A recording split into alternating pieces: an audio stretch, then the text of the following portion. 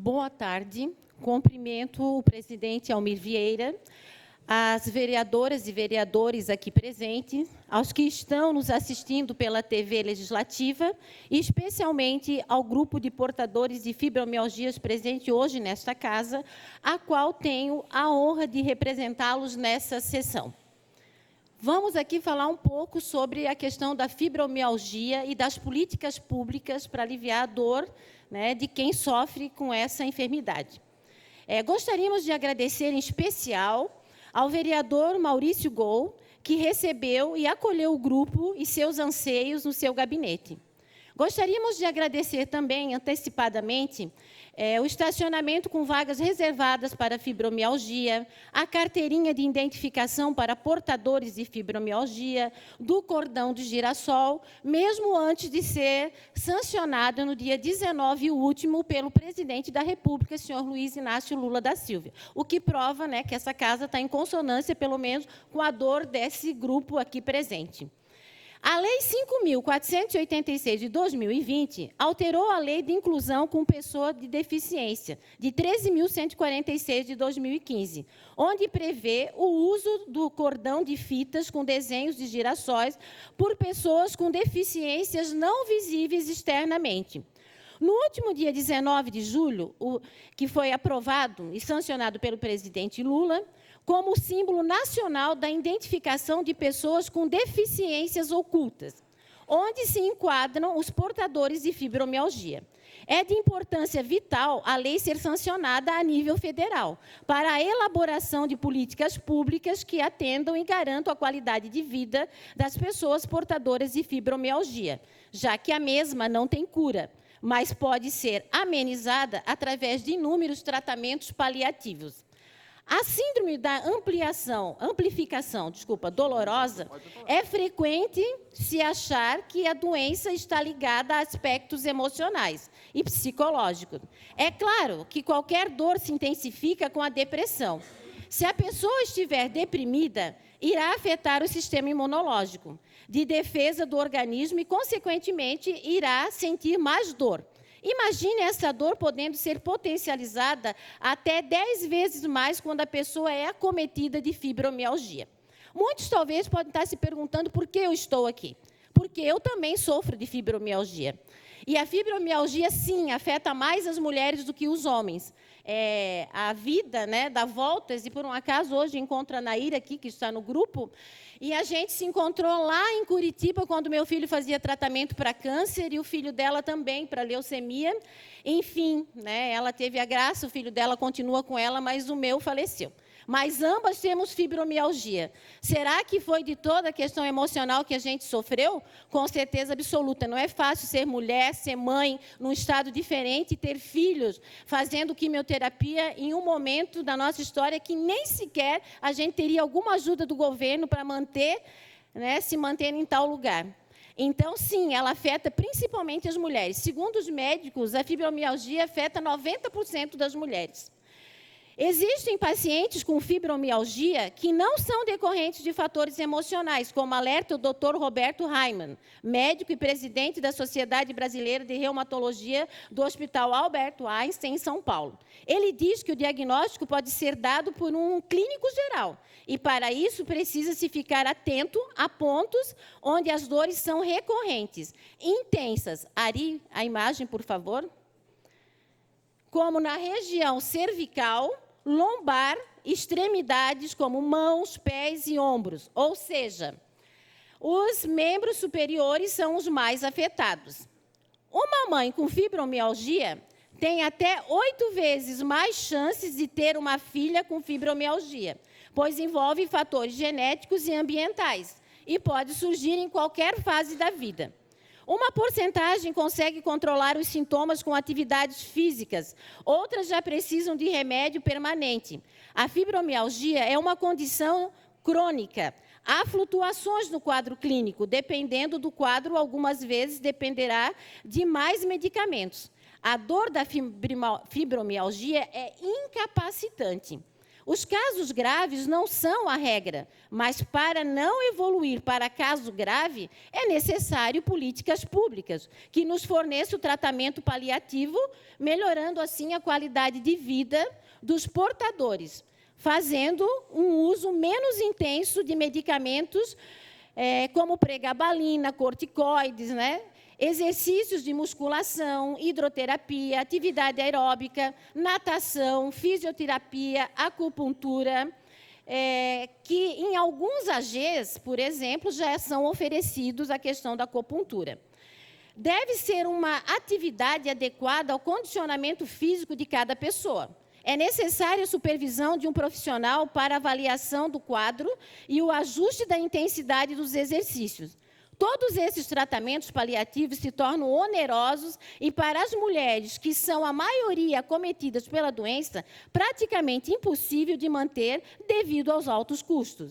A política se chama pública não é porque ela é feita pelo Estado, tão somente, e sim porque visa atender todos os contribuintes e cidadãos em suas necessidades.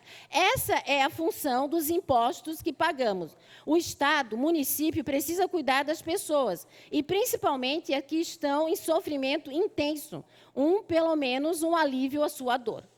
A lei aprovada do uso do cordão do girassol para ser usado pelos portadores de fibromialgia com laudo foi um passo importante.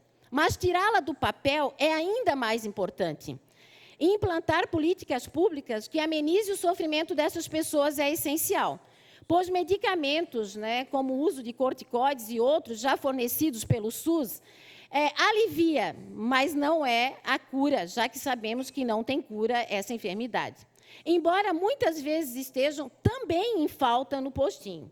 O que pedimos aqui é que nos deem o direito de viver uma vida com menos dor e, se possível, sem dor em futuro próximo.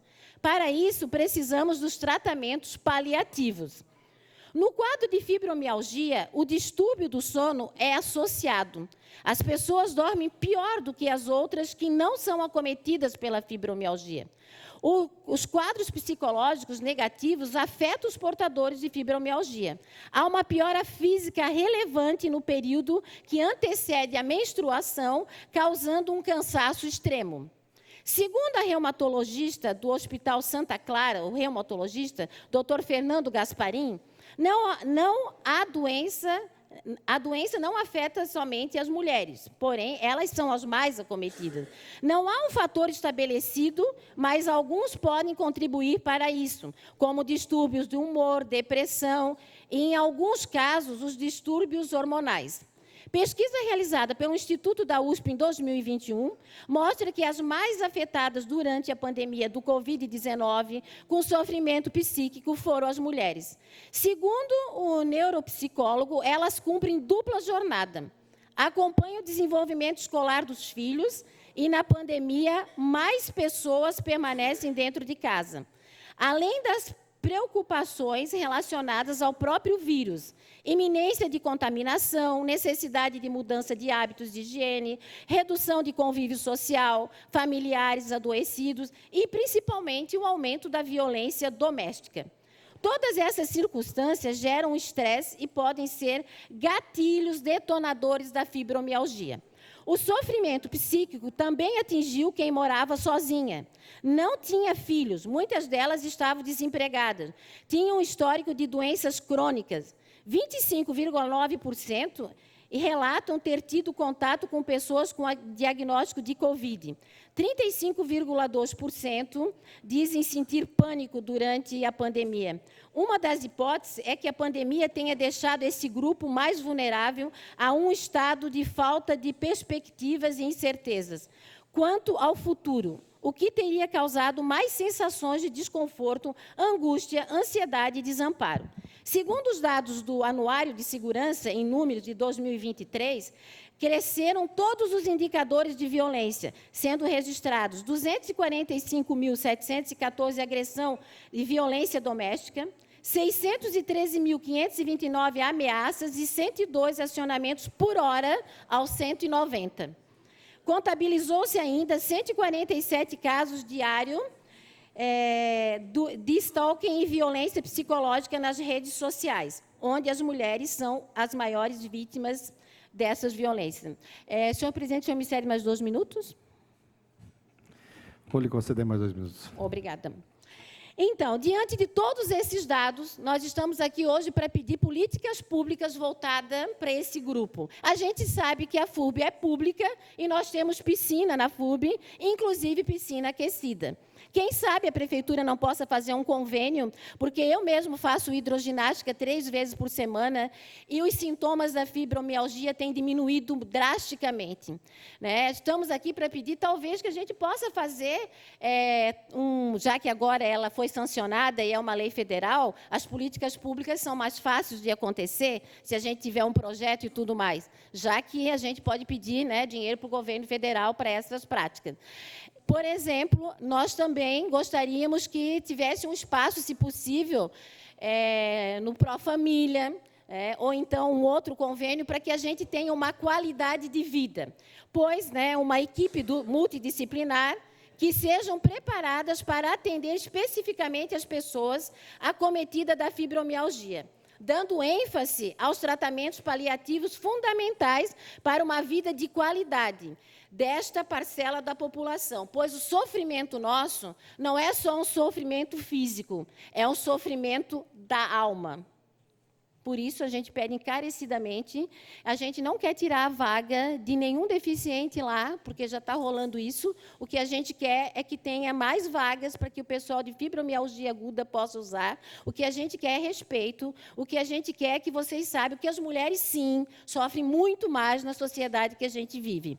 Não estamos procurando culpados aqui, estamos procurando solução e contamos com vocês. E já agradecemos antecipadamente por ter tomado a iniciativa antes de ser sancionada essa lei a nível federal. Muito obrigado a essa casa.